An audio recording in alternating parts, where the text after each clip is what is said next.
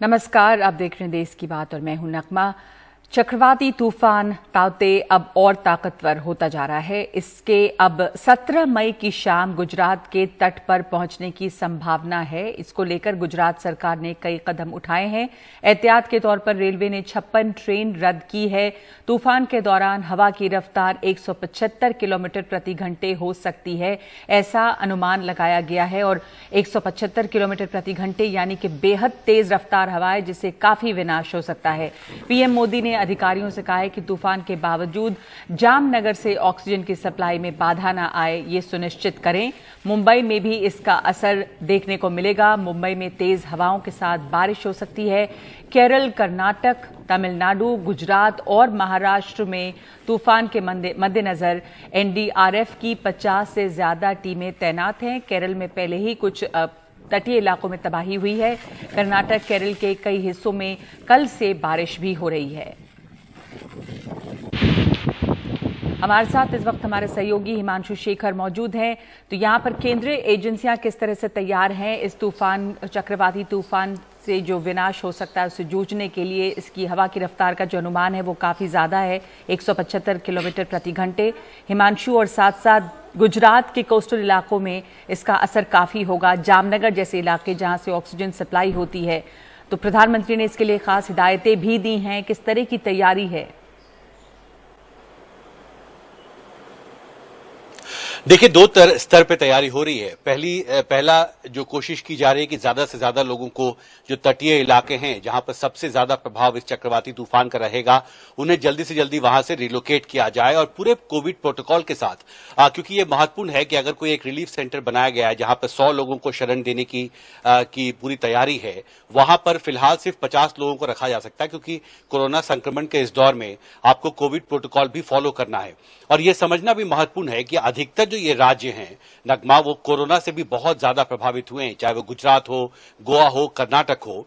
और इन राज्यों में जो कोरोना मरीज हैं उनकी संख्या भी बहुत ज्यादा है। और इसलिए केंद्र की तरफ से जो दिशा निर्देश दिए जा रहे हैं वो न सिर्फ जान माल के नुकसान को बचाने को लेकर है, बल्कि जो कोविड हॉस्पिटल्स हैं, जो कोविड हेल्थ केयर सेंटर्स बनाए गए हैं इन सभी कोस्टल डिस्ट्रिक्ट्स में जहां पर कोरोना का संक्रमण बहुत ज्यादा है, वहां पर प्रधानमंत्री और कैबिनेट सचिव दोनों ने पिछले 24 घंटे में इन सभी राज्यों को, जो 6 राज्य हैं जहां सबसे ज्यादा असर होगा, उनको दिशा निर्देश दिया है कि उनको ये सुनिश्चित करना होगा कि चाहे वो ऑक्सीजन की सप्लाई हो हॉस्पिटल्स में, जरूरी दवाइयों की सप्लाई हो, पावर सप्लाई हो, जो भी हेल्थ केयर फैसिलिटीज फिलहाल कोरोना मरीजों को दी जा रही है उन्हें बहाल रखना होगा और उसके लिए इमरजेंसी मेजर्स लेने होंगे। प्रधानमंत्री की जो बैठक हुई है उसमें प्रधानमंत्री ने कहा कि आप पावर बैकअप सिस्टम्स लगाइए और उससे जो वैक्सीन की सप्लाई हुई है, देखिए वैक्सीनेशन की भी एक प्रक्रिया इन राज्यों में चल रही है, तो जो कोल्ड चेन्स हैं वैक्सीन के, उनको कैसे बहाल रखा जाए, जो पावर सप्लाई है कोल्ड चेन्स को, उनको कैसे बहाल रखा जाए,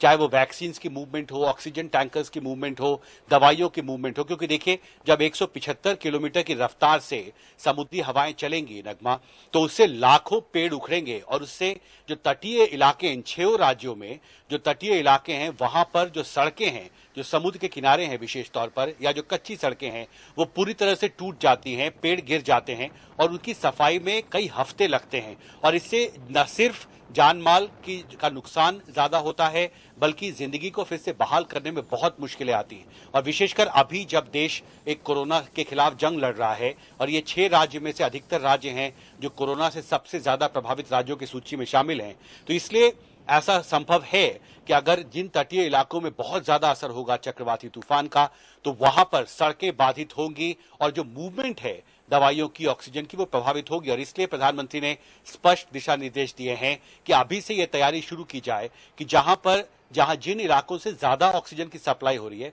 न सिर्फ इन 6 राज्यों में बल्कि दूसरे राज्यों में भी जो ऑक्सीजन की सप्लाई की जा रही है, जामनगर उदाहरण के लिए, तो उसको बहाल रखने के लिए आपको अभी से तैयारी करनी होगी। तो 2 स्तर पर तैयारी चल रही है।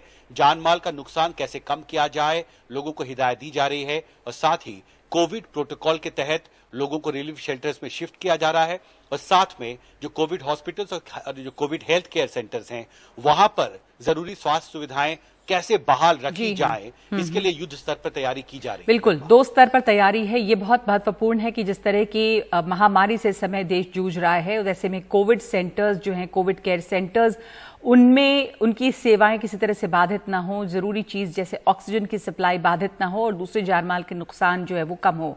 तो ये तमाम इस स्तर पर तैयारी की जा रही है और 18 तारीख को अनुमान है कि गुजरात के तट से टकराएगा ये चक्रवाती तूफान तौते।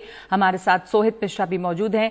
सोहित, गुजरात के कई इलाके जो तटीय इलाके हैं वहां पर बताया जा रहा है कि पूरी तैयारी है और वहां पर ज्यादा नुकसान हो सकता है, जिसमें कि जामनगर जैसे इलाके हैं। पर ये कहां पे संभावना है एक तो टकराने की, इसके पोरबंदर वाले इलाके में कहा जा रहा है, दूसरे इसका असर जो है वो महाराष्ट्र में भी पड़ेगा। तो इन इलाकों से क्या खबर मिली है? लोगों को वहां से हटाया गया होगा? तैयारी वहां पर इसकी किस तरह की देखी जा रही है? जी देखिए, फिलहाल मैं मुंबई में मौजूद हूँ। ये मुंबई का वर्ली सी लिंक है जहाँ पर मैं हूँ और आपको बता दूँ कि जो मौसम है उसे देखकर ही आप समझ सकते हैं कि बारिश के समय जिस तरह के मौसम होते हैं उसी तरह का हालात यहाँ पर है।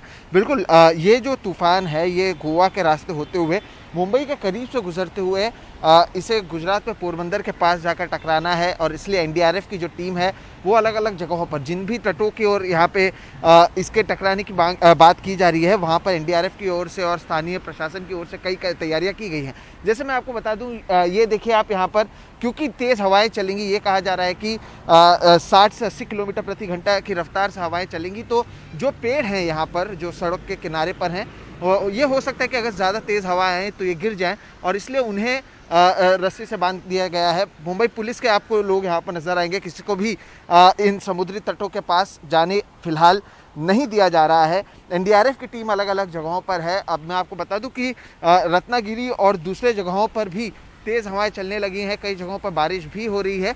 और अगर गुजरात की भी बात करें तो एनडीआरएफ की टीम एक गुजरात की ओर भी रवाना हुई है और वहाँ पर भी पूरी तैयारियां की जा रही हैं। मुंबई की भी अगर बात करूं तो आज हम लोग मुंबई के बांद्रा इलाके में गए थे, जहां पर आप समझिए कि वहां पर भी वो जो समुद्री तट हैं और उसके पास भी लोगों को अभी हटाया तो नहीं गया है, लेकिन उन्हें बता दिया गया है कि अगर ज़्यादा हालात ख़राब होते हैं तो उनके लिए तैयारियां की गई हैं। 2-3 स्कूलों में खाने पीने से लेकर बाकी सारी चीज़ों की तैयारियां की गई हैं।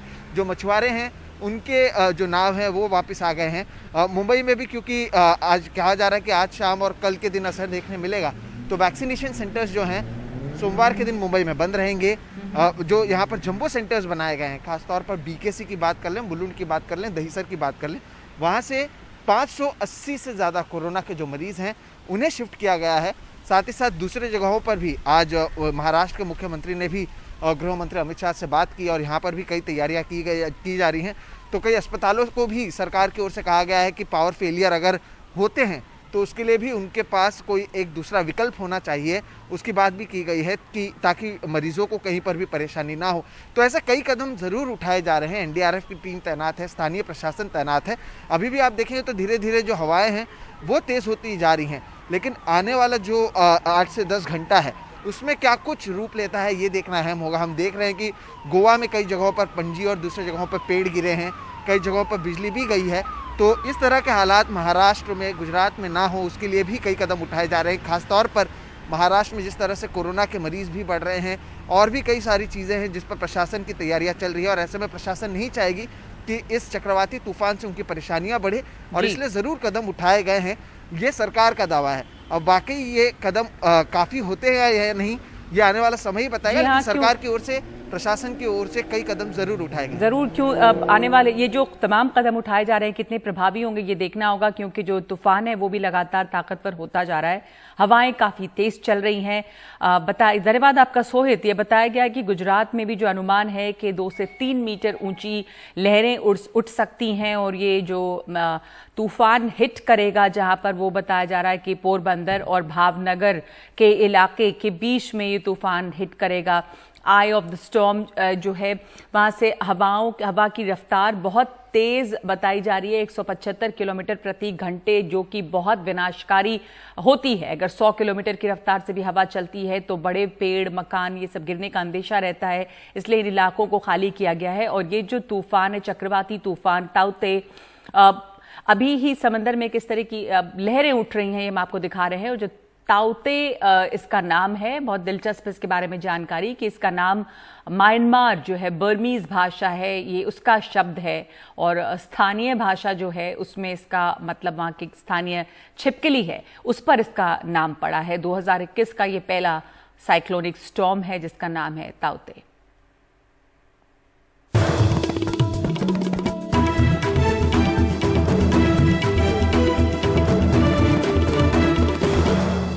दिल्ली में लॉकडाउन फिर बढ़ाया गया है। अब 24 मई तक राजधानी में लॉकडाउन रहेगा। 19 अप्रैल को लॉकडाउन लगाया गया था, जिसे अब तक 3 बार बढ़ाया गया है। हर बार 1 हफ्ते से लॉकडाउन को बढ़ाया जाता है। हर रविवार को पहली बार 1 मई को और फिर 9 मई को लॉकडाउन बढ़ाकर 17 मई की सुबह तक किया गया था।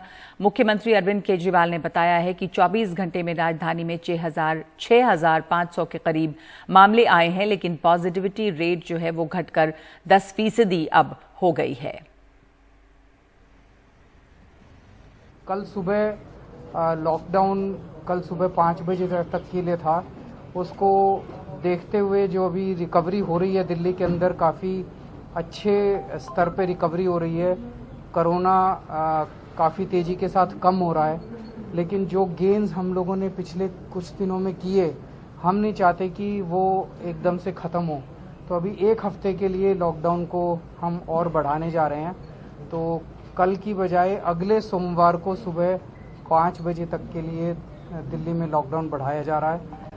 पिछले 24 घंटे में भी लगभग 6,500 केसेस आए हैं, लेकिन पॉजिटिविटी रेट 1% और कम हो गया है। 10% के करीब पॉजिटिविटी रेट आ गया है, जो कल 11% था। केसेस 6,500 आए हैं।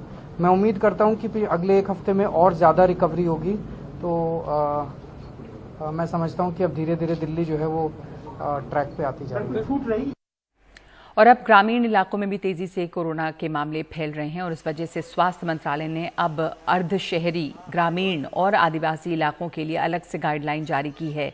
इनके मुताबिक अर्ध शहरी यानी कि जो शहरों से सटे हुए ग्रामीण इलाके हैं, ग्रामीण और आदिवासी इलाकों के लिए जो दिशा निर्देश हैं, ग्रामीण इलाकों में ILI और सारी के मरीजों की निगरानी पर जोर है।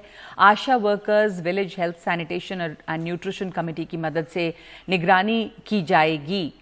कोरोना के संदिग्ध मरीजों की रैपिड एंटीजन या RT-PCR के जरिए टेस्टिंग होगी। लक्षण वाले मरीजों को टेली कंसल्टेशन मुहैया करवाया जाएगा और दूसरी गंभीर बीमारियों, ऑक्सीजन की कमी वाले मरीजों को हायर सेंटर भेजा जाए। कम्युनिटी हेल्थ अधिकारी ANM को रैपिड एंटीजन टेस्टिंग की ट्रेनिंग दी जाएगी। ग्रामीण क्षेत्रों में पल्स ऑक्सीमीटर, थर्मोमीटर उपलब्ध कराए जाएं। होम आइसोलेशन में रहने वालों को आइसोलेशन किट दिया जाए। ऑक्सीजन 94% से कम हो तो ऑक्सीजन बेड दिया जाए। होम आइसोलेशन में रहने वाले मरीजों का 10 दिन में आइसोलेशन खत्म होगा।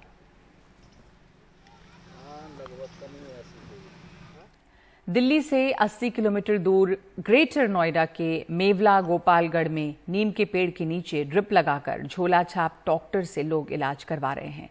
वजह यह है कि जाएं तो कहां जाएं, अस्पतालों में जगह नहीं है। हर घर में कोरोना के मरीज हैं और 5 लोगों की अब तक मौत हो चुकी है इन इलाकों में। हमारे सहयोगी राजीव रंजन की देखिए ये ग्राउंड रिपोर्ट।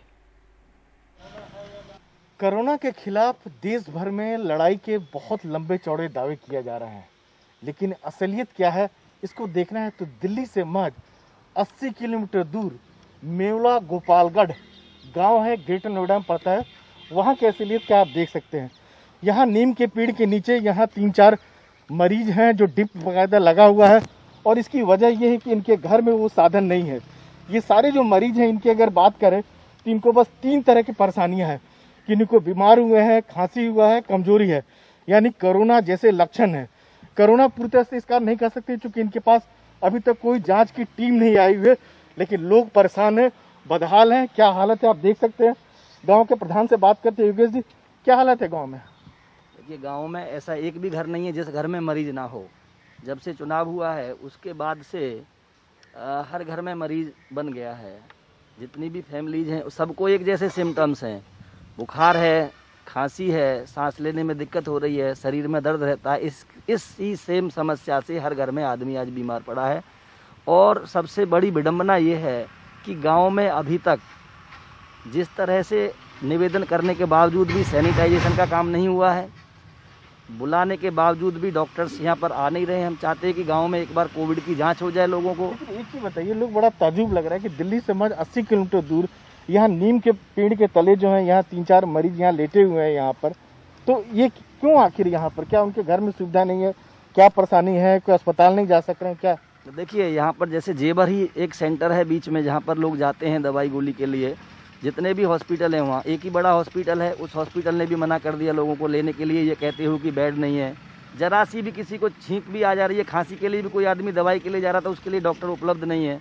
मजबूर हैं लोग, झोला छाप लोगों से दवाइयाँ ले रहे हैं, प्रेस्क्रिप्शन वो दे देते हैं बना के, वही गोलियाँ लेके चले आते हैं, लोग उनको खा रहे हैं। और यहाँ पर ये लोग इसलिए भी पड़े हैं, देखिए इनके पास इनके घरों में सुविधाएँ नहीं हैं, छोटे घर हैं, मजदूर लोग हैं, और इनको यहाँ थोड़ा खुला वातावरण में ये लोग अपने आप को थोड़ा सा कंफर्टेबल फील कर रहे हैं, इसलिए ये लोग यहाँ आ गए हैं। दूसरी बात यह है कि जो भी आता है, जैसे दूसरे गांव से कोई कंपाउंडर आ गया, वो इनको दवा लगा के चला गया, उसी इलाज पर ये लोग निर्भर हैं, उसी के लिए ये लोग पेड़ों के नीचे। आसपास के जो यहाँ चेक कराने गया तो कितना दूर है जो प्राथमिक सेंटर है, कितनी दूर है स्वास्थ्य विभाग का? यहाँ से 5 किलोमीटर की दूरी पर है स्वास्थ्य विभाग का जो सेंटर है। वहाँ पर भी हाल ही है कि 38 गाँव के बीच में वो एक अकेला सेंटर है। वहाँ पर इतनी भीड़ होती है कि लोगों के ऊपर लोग चढ़ रहे हैं, वहाँ पे नंबर नहीं आता है, लोग वापस चले जा रहे हैं, लोग चक्कर खाकर गिर जा रहे हैं वहीं पर। आपके गांव में 5 लोगों की मौत हो गई 1 हफ्ते के अंदर? जी, मेरे गांव में 5 लोगों की मौत हो गई अभी तक। कल 2 लोगों की मौत हुई है। अभी भी बहुत लोग ऐसे पड़े हैं जिनकी हालत क्रिटिकल है, जो ऑक्सीजन पे चल रहे हैं। गाँव में घरों में लोग अपने आप सिलेंडर ला के और ऑक्सीजन लगा के अपने आप ही इलाज कर रहे हैं। और डॉक्टरों के पास जाएँ, कहाँ जाएँ? कहीं डॉक्टर नहीं है, कहीं क्लिनिक नहीं है। ये इस हाल में लोग मरने को मजबूर हैं गाँव के अंदर।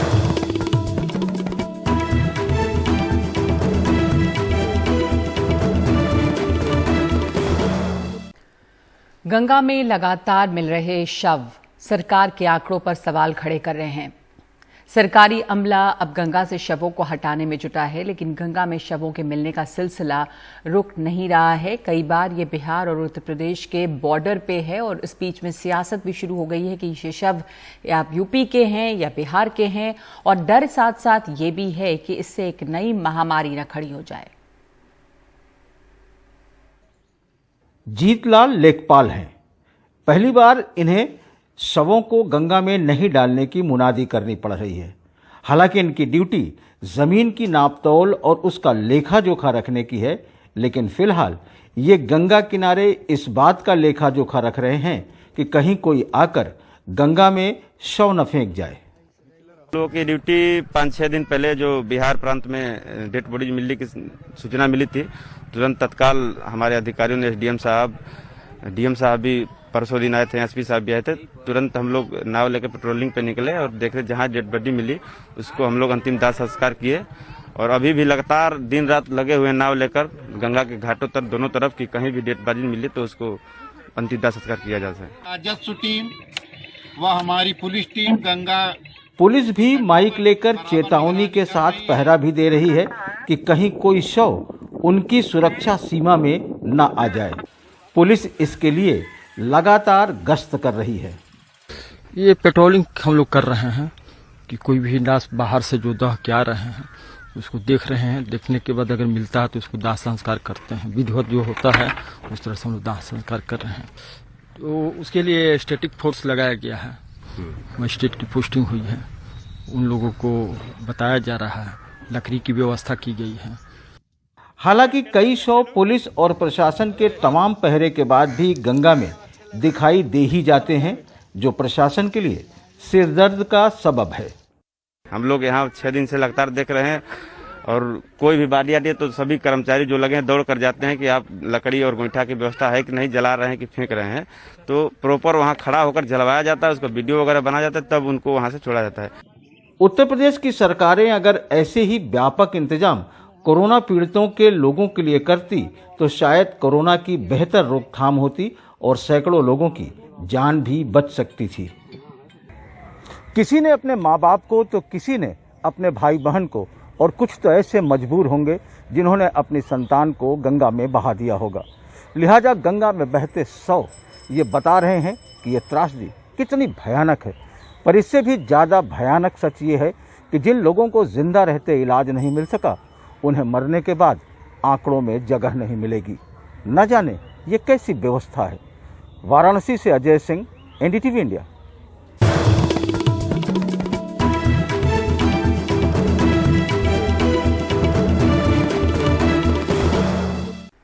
और असम में भी कोरोना के मामले बढ़ रहे हैं।